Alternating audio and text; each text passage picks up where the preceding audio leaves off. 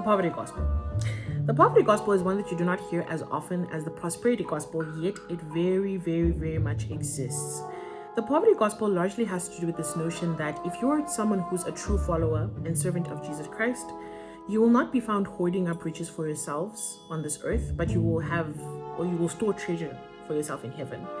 And you will seek first the kingdom of God through putting what you have earned towards the beneficence of mankind, towards the furthering of the work of the gospel, funding missions, or maybe Bible workers, or maybe buying books, or maybe building, church hospitals. These are the kinds of things that true servants of Jesus Christ would be doing, not buying themselves an AMG or buying a house in Ausblick.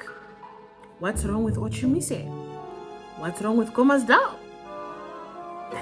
Sell ye what you have. Bible.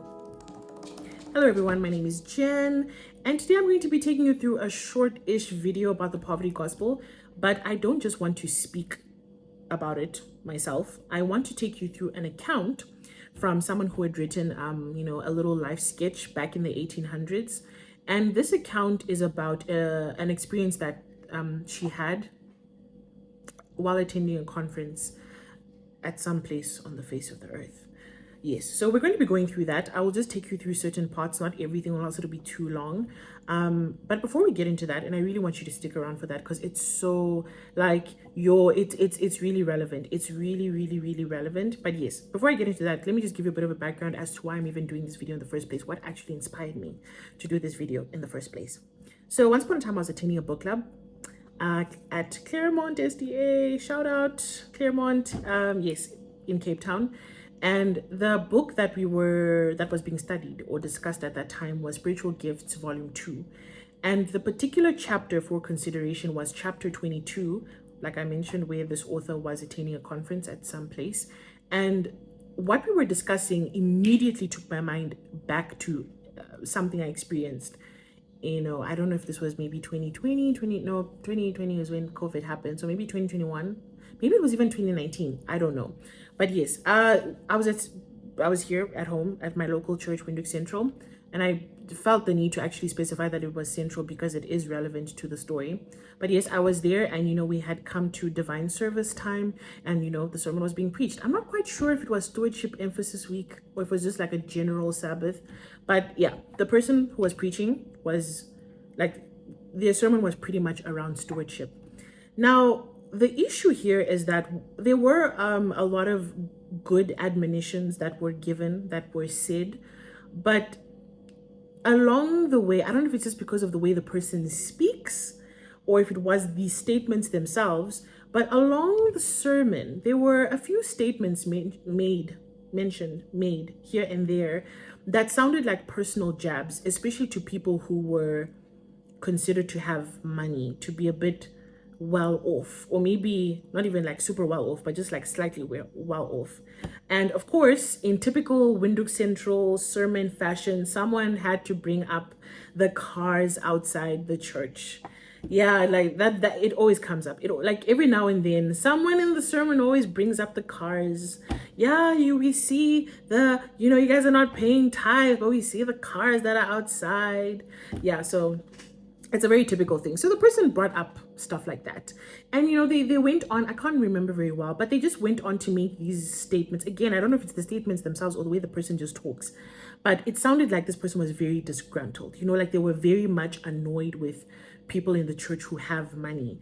And because of this, I remember very well, someone on that Sabbath, or was it the next day? I think it was that Sabbath afternoon, someone had literally taken it to their status to say, guys, if you have personal issues with people, or if you have issues with people's money, don't use the pulpit, to kind of voice your frustration, or whatever. So yeah, that's basically what happened. And a similar situation happened in this account that I will be reading to you, and that's why I felt the need to include this account, because it's very similar to that experience, and I think it's very similar to an experience that a lot of people are having even in today's time.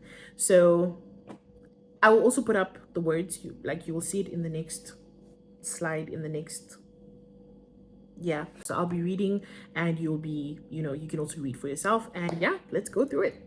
If you see me looking somewhere else, it's because I'm looking at the screen where I'm supposed to be reading. So I implore you to follow along with me. And yeah, I'll try to keep the, comments in between to a minimum so that I don't really mess up the flow of stuff. But yeah, let's go. Let's go. While at Saratoga, the place where the conference was taking place, while at Saratoga, we met with many discouragements. The brethren in that vicinity were not in a prosperous condition. There were errors and wrong influences to be corrected. HC, she does abbreviate the names of the characters. HC had but little of this world's goods. He didn't have money. He didn't have chilete. And took an extreme position on the text, sell that ye have and give alms. It is in fact a Bible verse. I'll put the reference in. I should have put the reference in, but yeah. And was dissatisfied with his wealthy brethren because they were not more liberal. They were accused of being worldly minded, covetous, and selfish. Neither party was right. Some of those possessing property were covetous. On the other hand, HC did not employ his time and strength as he should, that he might provide for his own and have something himself to aid the cause. Brother S, this is a different character being introduced into the story. Brother S was willing to do anything for the cause of God when a suitable object was presented, but he did not feel called upon to sell his home farm, while he had available means which would meet the present wants of the cause. But HC's family gave him no rest. Sell that ye have and give alms and help the poor brethren, was their cry. Brother S was desponding, and the reason was assigned: he is covetous, and God will not bless him until he disposes of his possessions. But it was HC who was covetous. He coveted the good things of Brother S and felt tried if he was not willing to divide with him the fruits of his hard labor in cultivating his land, while HC took an easy course, trusted in the Lord as he said, and did but very little. I'm just reminded now, I had posted a sermon clip not too long ago of Pastor Walter Pearson. Everything that Joseph touched was blessed. And it was not a direct miracle. It was through persevering, constant effort that God blessed everything. Now that's important to know, because there are some people who, when they finally believe in God, believe that God will just put things there. That you can just sit down and wait.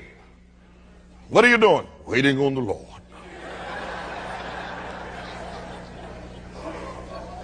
There are times when God will say wait, but the same Bible that says wait on the Lord says that if you don't work, you ought not eat.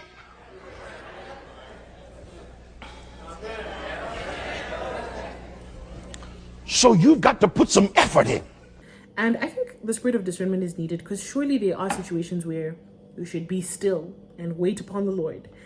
But there are times when you should be laboring, doing something, doing your due diligence, and the blessing and answer to your prayer will come along as you're doing what it is that you're supposed to be doing. So not just sitting there with your arms folded, oh yeah, the blessing is just going to fall from the sky. Do what you need to do, work, and God will bless your efforts as time goes along, or when he sees fit. Yeah, okay, let's continue. Often did this oppressed brother come from Milton to Saratoga to ask our advice as to the course he should pursue. This brother in question is Brother S. Said he being Brother S, they say this heavy weight about my heart is because God frowns upon me because I do not sell. He said he had ready means to use wherever the Lord called. We told him not to sink in discouragement, that if it was his duty to sell, the Lord was willing to let him know it and feel the burden as to teach it to his brethren. As two of HC's family were passing through Brother S's yard, They passed a flock of turkeys and made some remarks calculated to move Brother S's generous heart, and he promised them a Thanksgiving dinner of turkeys. The fowls were killed, and quite a number were to be distributed among HC's family, and 2 were reserved for our family. We called on Brother S, and quite a number of HC's family were there. I told Brother S and those present the true object of self-denial, that sacrificing was to help the suffering cause of the truth, and not to gratify the feelings of these poorer brethren who were fully able to provide for themselves, and even do more than this. I told them that the duty of self-denial and sacrificing did not rest alone upon the rich, that the poor had a part to act, and like the widow, cast in their mites. Allow me to pause there. There's this thing I've been wanting to talk about for a while, but I just never really got around to doing it. The spirit of benevolence. The spirit of benevolence is one that we should all try to cultivate, and it is in fact not the work of the rich alone to be benevolent and to be helpful to your neighbor. Of course, it's very easy to expect that of the rich because they have much. So he who has much is required, right? So it's easy to be like, oh, the people in government, you guys have so much money. How are you not building hospitals? How are you not doing this? How are you not doing that? And I think that that's a fair question. That's a fair critique. But I think at the core of it, the issue is that, well, I don't really speak for everyone because I don't know people's hearts. I don't know people's motives. But I would assume that one of the issues is that they do not have the spirit of benevolence. But the spirit of benevolence, again, is not one that's only for the rich. It's one that we ourselves, even from the ground, should already start cultivating and possessing and practicing. So even if you have little, you can still practice benevolence. When you have your $10, are you able to give that $1 to someone who's struggling? When you have your 1,000 and someone could really just use a loaf of bread, we run away. The spirit of selfishness is already very much there. We're the ones complaining, but we too have the same problem. We too have that same spirit of selfishness.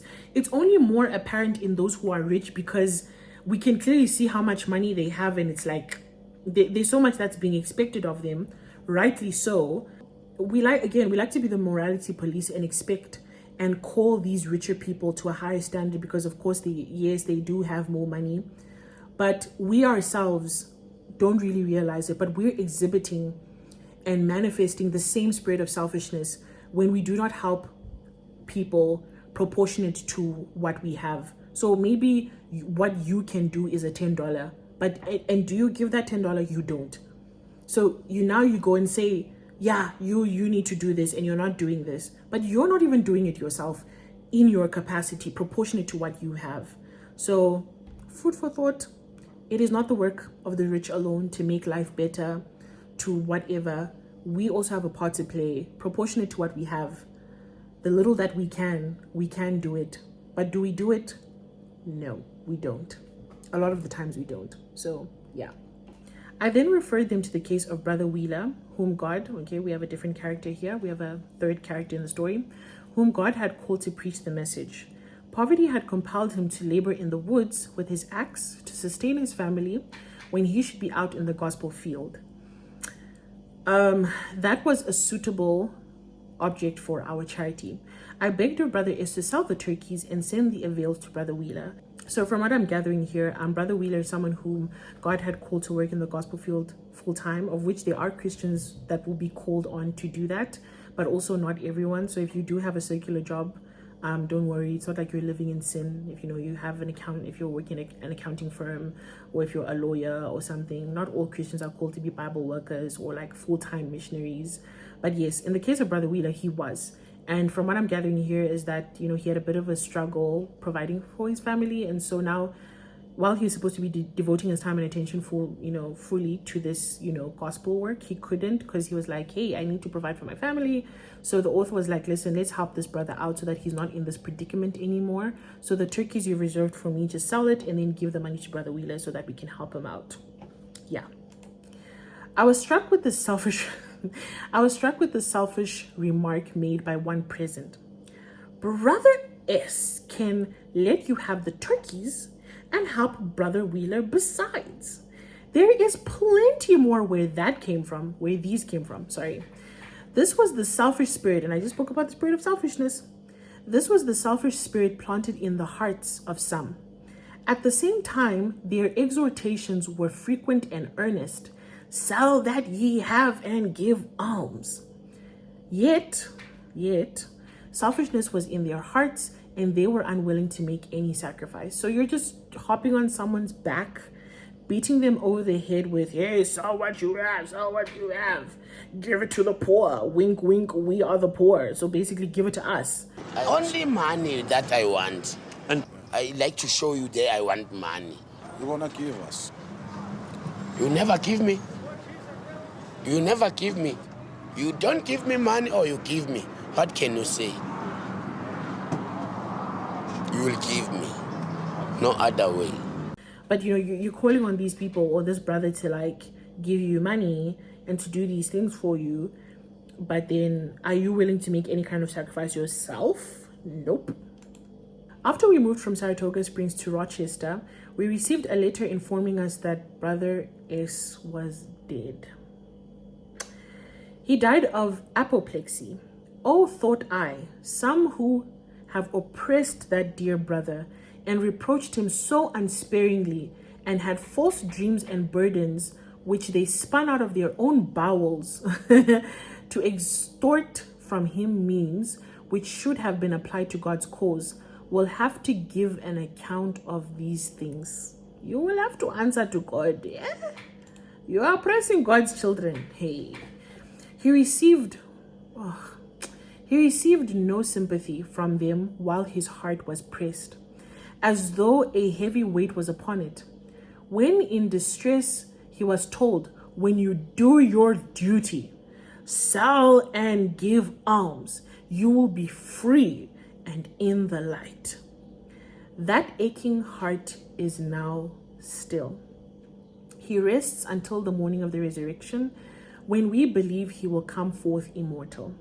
Our testimony in Saratoga and vicinity was rejected by the covetous poor, not the covetous rich. Well, okay, and also by the rich, and the cause went down. But yes, of course there are, like I mentioned, some rich people who are covetous, but I think it's important for this topic to focus on the fact that there are people who are poor and they can in fact be covetous.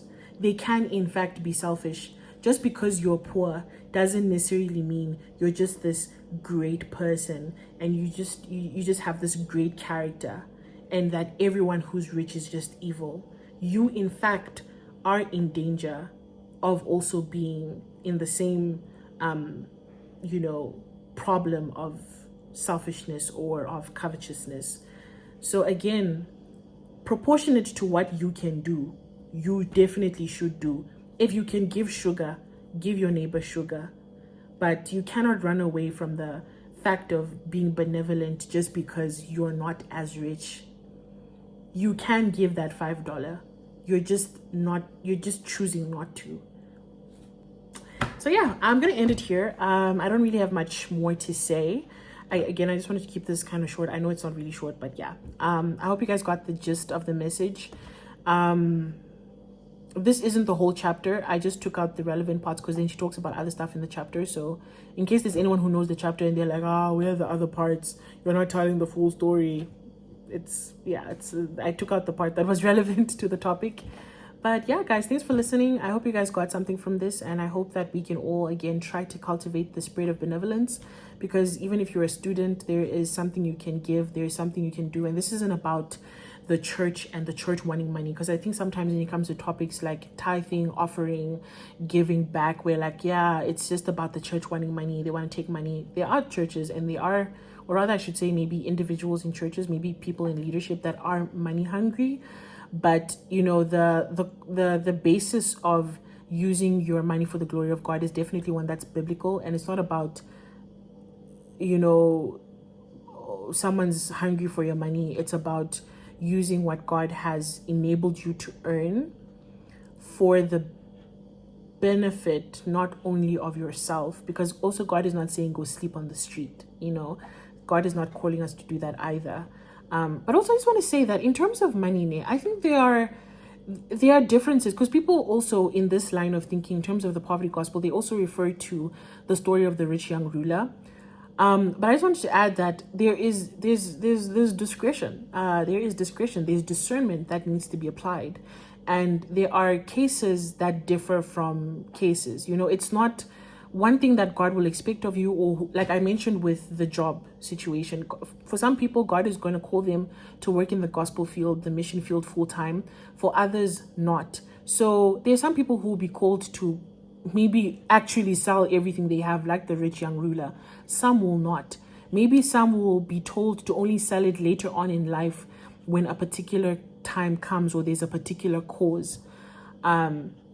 But yeah, it's not always the case that if someone is driving a Mercedes Benz, then that means that they got it from illegal means or dirty means, or they probably earned that money dishonestly. It's not always the case that that person is just being covetous, because there are actually quite a number of people who they have nice cars, but then look into some of the projects that the church has. They're always one of the first people to give, and they do give generously as well. But then someone who can give a $10, like hey. Let's be careful about being the morality police with people who have more means, while we ourselves with our little means cannot even exhibit the same spirit of benevolence that we're calling on the rich to exhibit, because it is a tad bit hypocritical. Okay, it's hypocritical. But yeah, thank you for listening. Bye.